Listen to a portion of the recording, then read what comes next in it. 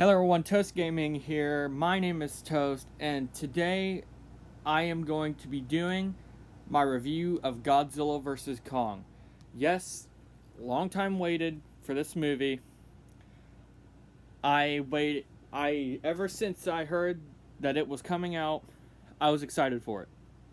I was hyped, and I couldn't wait until I got to see it. Now, I went on Saturday to watch the movie. And the reason why I didn't do it as soon as I got back from seeing the movie was because I wanted to comprehend everything that I had just seen. I wanted to confirm my thoughts on it and then see how I felt about it there. Okay, so how do I feel about this movie? It was good. It was a really good movie.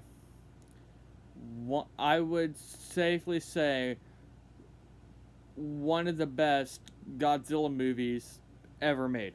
Not the best. I will say not the best Godzilla movie ever made, but definitely up there. If I were to rank it on a tier list going F, E, D, C, B, A, S, and SS plus, I would put the movie, personally for me, I would put it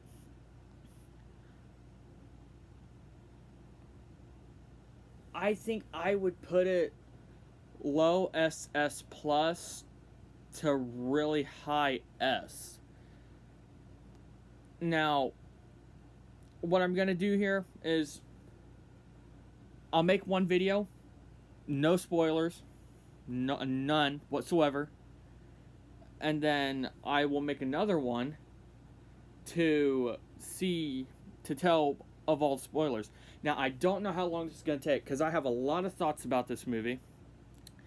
I don't know how long these videos are going to be. There could be just 2 videos, this one non-spoiler, the next one spoiler. It could be 3 videos. I don't know. There are a lot of things that I need to talk about with this movie. So, first of all, yes, what was said was true. It is basically a Kong movie. It is basically a Kong movie. Excuse me. Oh my gosh. I deeply apologize. But yes, definitely a Kong movie. Kong, he looks good. He definitely looks good. He looks what you would think Kong would look like older.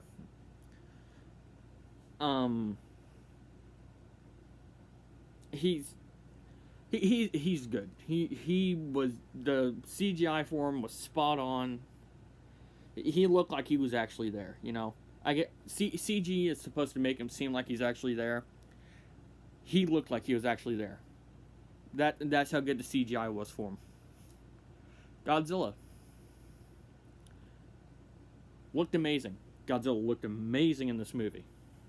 Looked absolutely amazing. Didn't have, well, I was about to say I didn't have any complaints about his look. I do have one complaint, and it's been shared across the internet. His head's really small. His head is so small compared to his body, which, to reel back to date, that was Michael Dougherty's fault. Michael Dougherty shrunk his head down and bulked up his body. And Adam Wingard just said, screw it, we'll keep it. Godzilla in this movie, they did good with him. They took him back to basically what he was before he was a hero. He reminds me of the Heisei era in a way. Not fully evil, but he was definitely a force of nature that just wasn't on humanity's side in this movie. He was good. The beautiful glow of the dorsal plates. They changed the glow of the dorsal plates a little bit, and I will say the colors are beautiful. The glow of his eyes are beautiful. Atomic breath. I could say Shin Godzilla's breath sliced through buildings like it was nothing. It's one of the most powerful atomic breaths out there. 2014 atomic breath. Granted, it was hindered by the electromagnetic pulse that the Mutos gave off, and so that definitely brought down its power.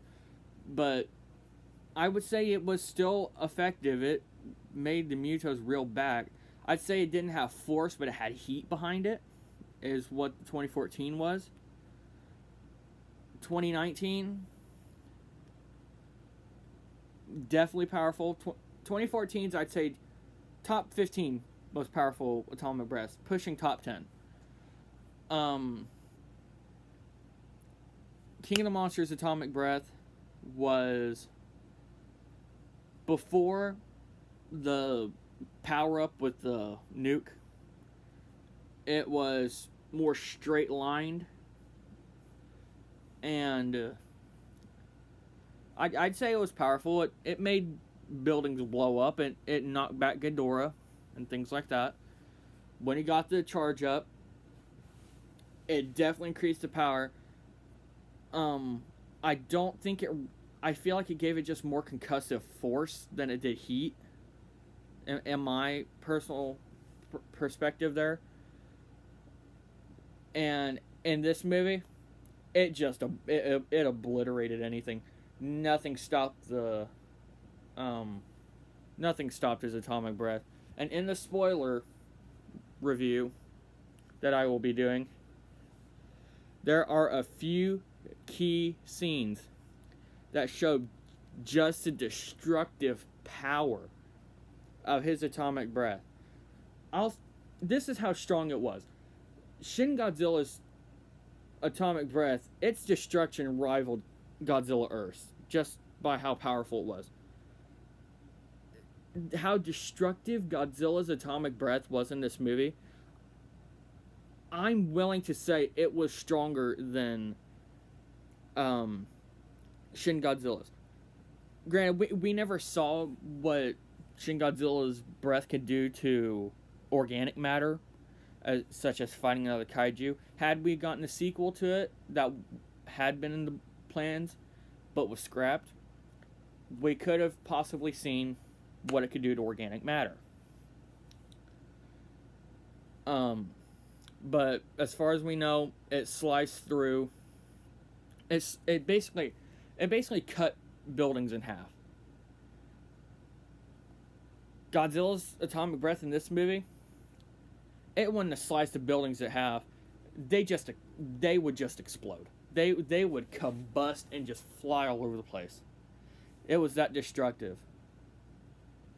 So, the atomic breath in this movie, I would definitely say, was top 3, if not top 2. It is a very close match between Shin Godzilla's atomic breath and that atomic breath. But, next thing would be Godzilla. Oh, he's ticked. Oh my gosh, is he ticked in this movie. Yeah, there's a certain something that you'll find out later on in the movie that's why he's as ticked as he is. But man, when you just watch the movie, you can just feel the rage that is pulsing through him. And there's a certain scene in the movie that his rage literally slightly changes the hue of his dorsal plates when they glow, changing it from like a cyan to a light purplish. I'm not even kidding. He gets mad. Godzilla in this movie acts way more animalistic than he ever did. There are scenes where he's a lot more vicious, way more animalistic with his attacks. Gotten smarter with his attacks too. He's not. This isn't spoiler for you guys because it just tells you who he is. But Godzilla's learned from past opponents that how to adapt to fighting others. He's taken on new fighting styles that he puts to use in this movie. He does. And there are key aspects of the movie where he's really animalistic, and there's key moments where you can... Okay, scratch that. There are key moments where he's really animalistic, and oh my gosh, the facial expressions in this movie. The facial expressions are phenomenal. There's a scene in this movie where Godzilla does a certain little something and does a really creepy certain little something after, which I will cover in the spoiler review. But you can see when he's ticked, you can see when he's happy, you can see when he's pleased. Kong's facial expressions, they're really good. They resemble so much of a human emotions. I feel like they had to mocap a human's face into it, just because of how expressive their faces are. What else do I want to say that I can't give away? Because there's a lot of stuff to talk about that can be given away. I will say, I was right with my prediction. I'll tell you my prediction in the spoiler if I haven't said it before. That upset me a little bit that I was spot on with my prediction. I can definitely tell you there is a clear, definitive winner in this movie. You have... No, I'm not going to tell you that either. You're going to have to watch the movie to figure out how many battles there are. I'm not going to tell you guys this stuff unless you watch the spoiler one. So, watch my videos! But... a certain little someone that pops up in the movie looks amazing. I love what they've done with them. What they've done with them, I wholeheartedly approve of how he looks. I wholeheartedly approve of how he looks. At the beginning of the movie, there is a little sequence that you see that kind of gives off some weird vibes that leaves to be thought about on what Godzilla's been doing in the past 5 years. The words that they use when doing this leaves a lot to be talked about.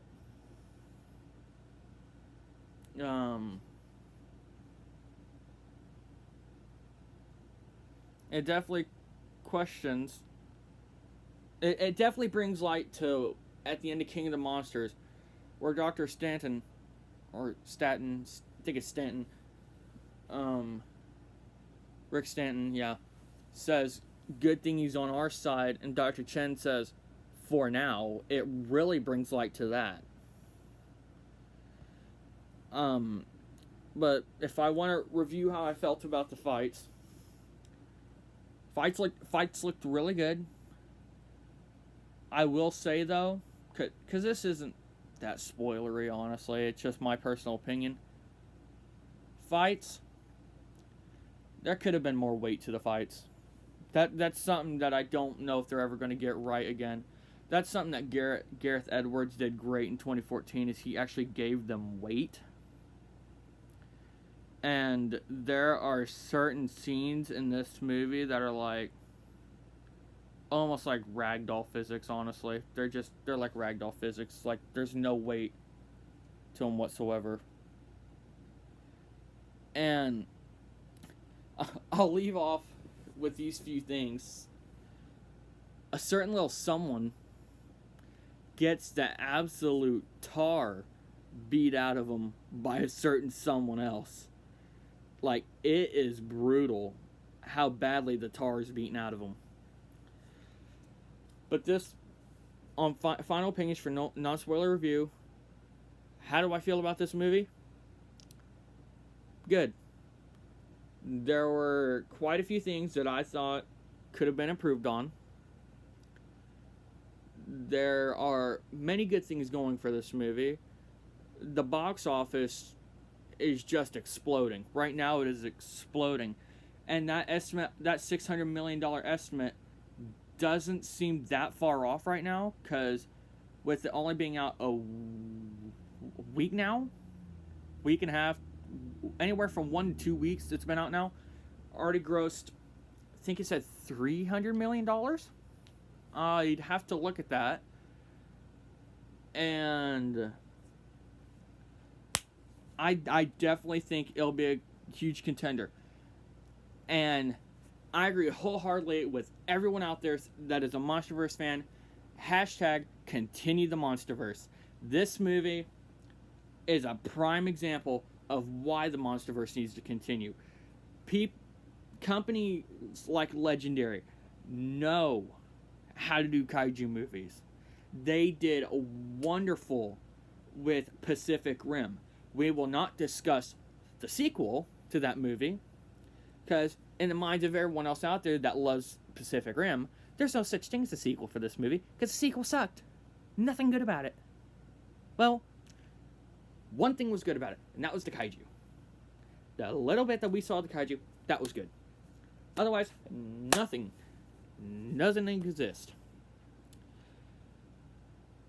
But what they need to do, if they continue, I definitely think Legendary will renew the license, and if they do, they need to go for a lot longer than what they got.